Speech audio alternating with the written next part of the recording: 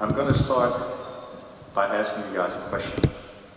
Can I see hands, please, of the people here that as a kid, or even maybe now, after watching movies and cartoons, have fantasized about being a superhero?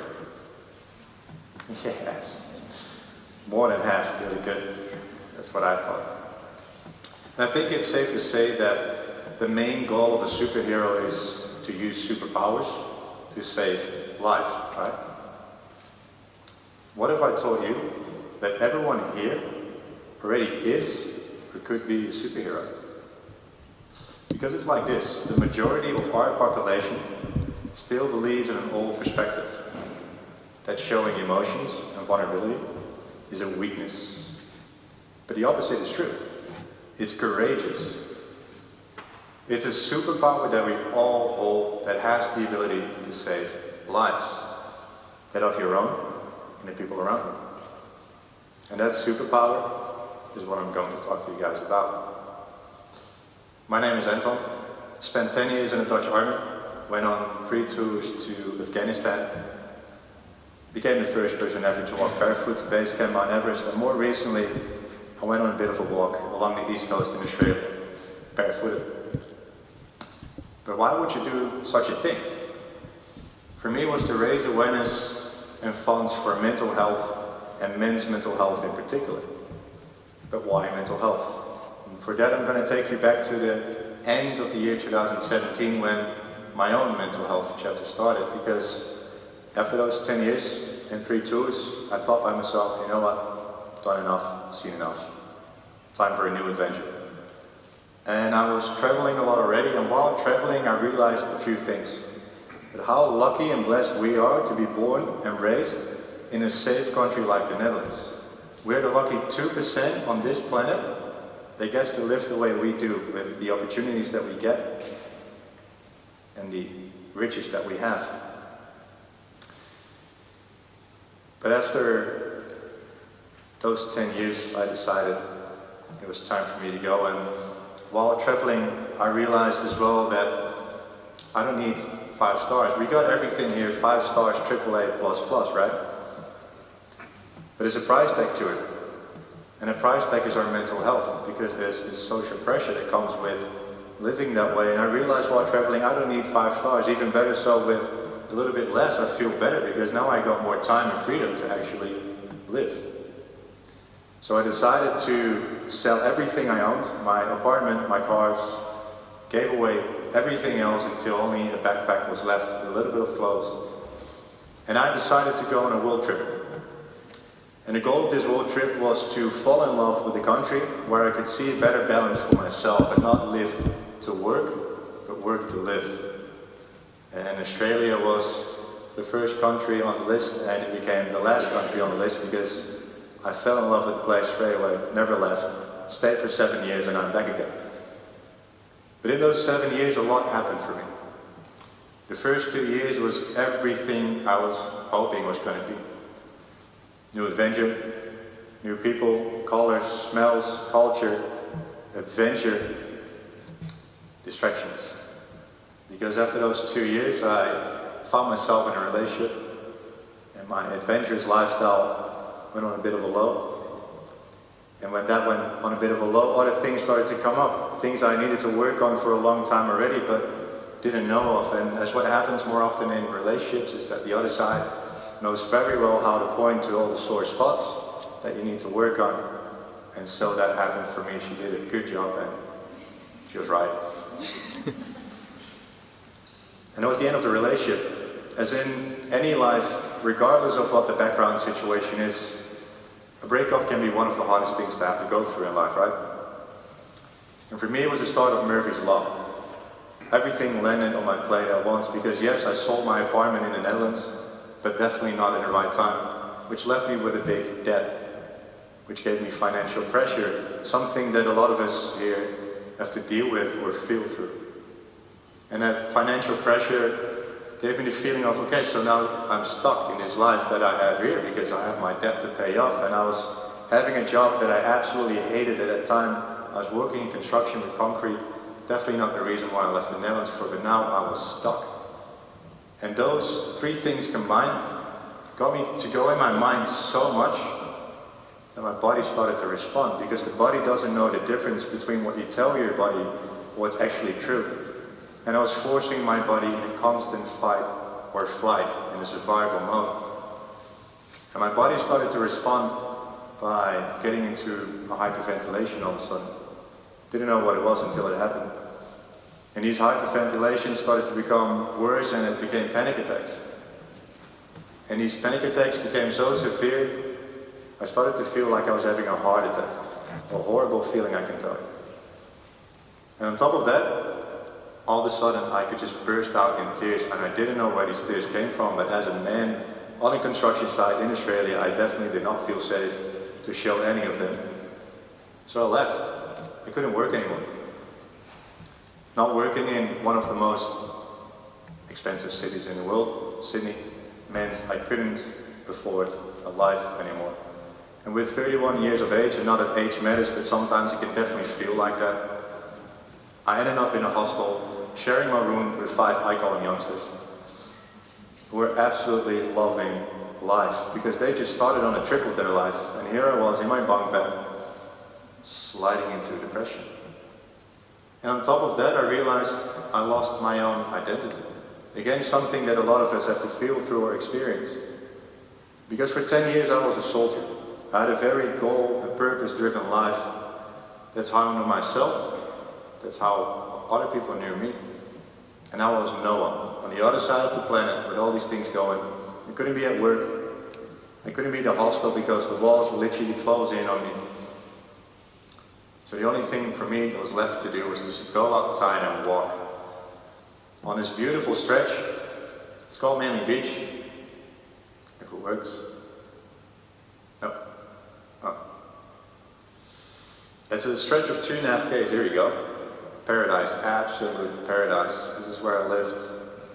I just went outside and I walked this stretch of 2.5 km, 8 to 9 hours a day.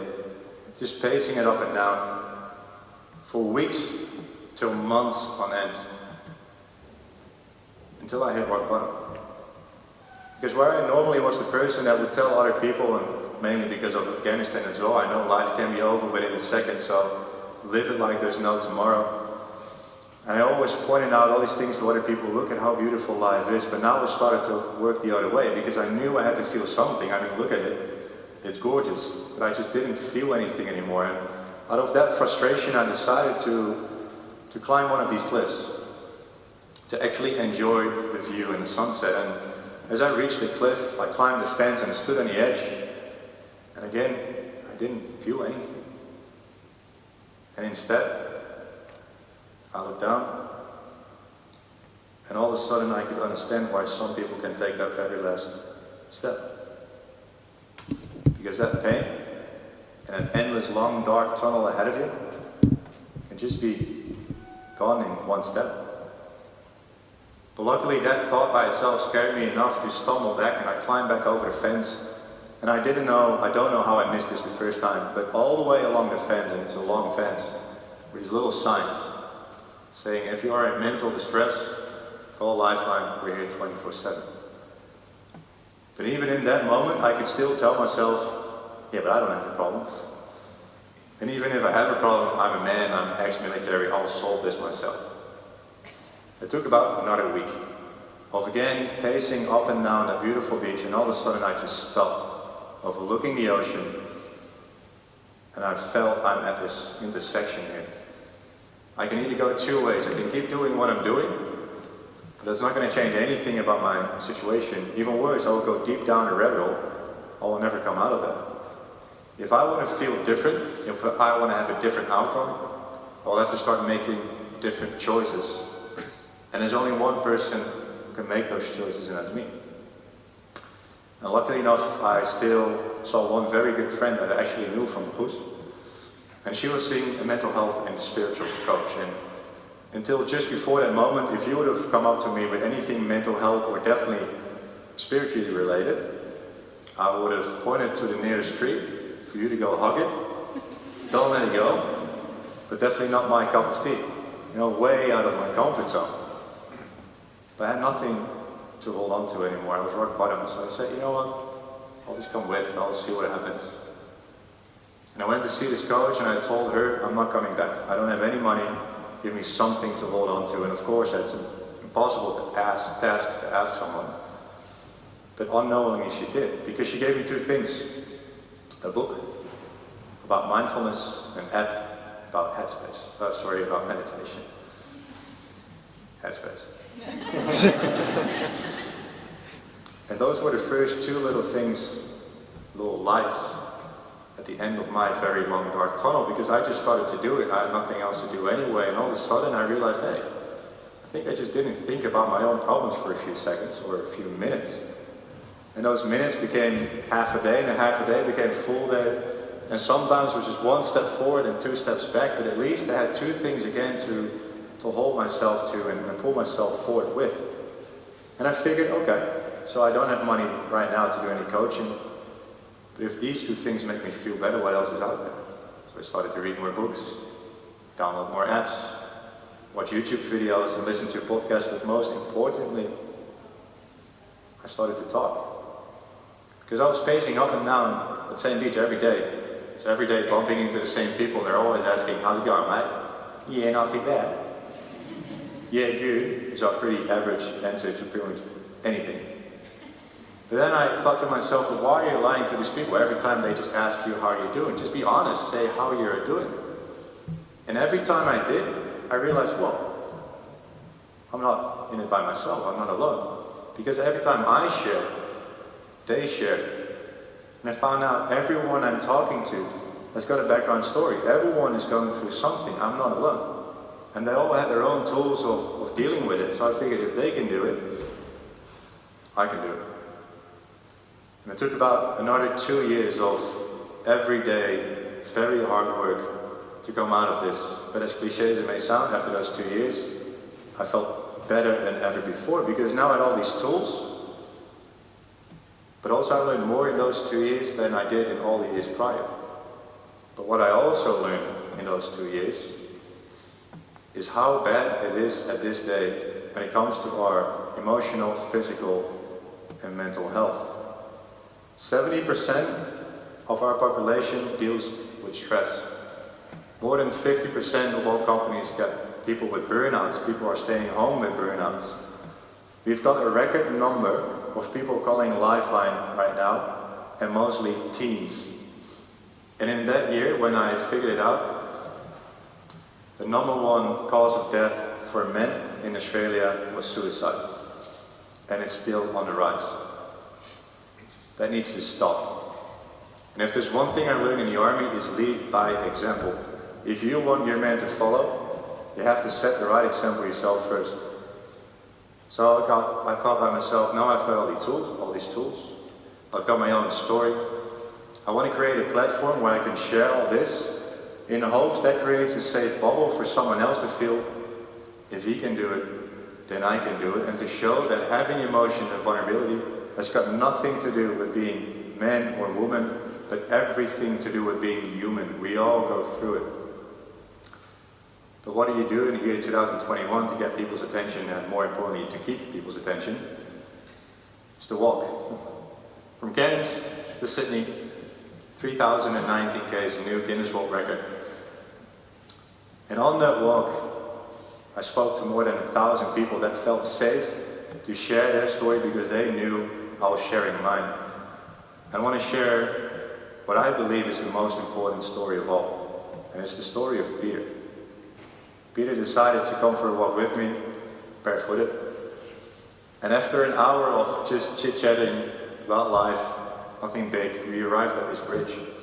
And all of a sudden he stopped and he said, there's actually a reason why I wanted to come for a walk with you. And as he told me that, I could feel his energy change, and he said, not too long ago at this bridge, I was going to end my life. He was going through a divorce, and he just didn't feel loved anymore, and he didn't see a way out anymore. And he parked his car on this very steep embankment right next to the bridge, next to a very wide river.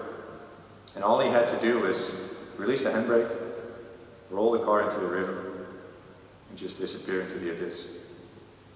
And just before he released the handbrake, he called his son one more time, just to say, I love you. And his son, that had no clue what this was about, said, yeah, I'll have to do that. But that was everything he needed to hear in that moment. Someone that cared about him, someone that loved him. That's how simple it can be sometimes. Let's be more kind to one another and say, I love you, I think about you, I care about you. It can literally mean the difference between life and death for someone else. You don't know what the person right next to you might be dealing with. And for Peter, that was the sign to fight for his life. A very difficult road ahead, but he managed very well, and that's what can happen for anyone, regardless of how deep you might feel that you're in. Positive change can always be just around the corner, never give up. And so it did for Peter. Because where love was definitely not top of his mind after a divorce, the love of his life just walked into his office and changed his whole life around. And after a few months, they decided to move in together. And again, after a few months, she asked him, would you mind talking to my son?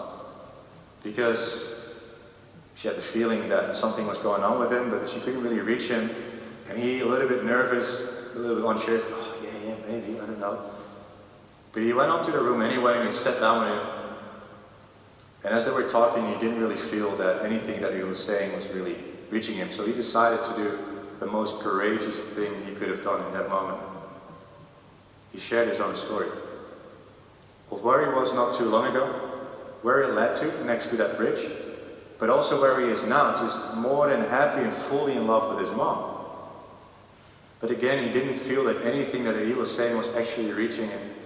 But he decided, this is all I can do right now. So he left the room and he left that situation. And again, a while later, Peter married his beautiful girlfriend.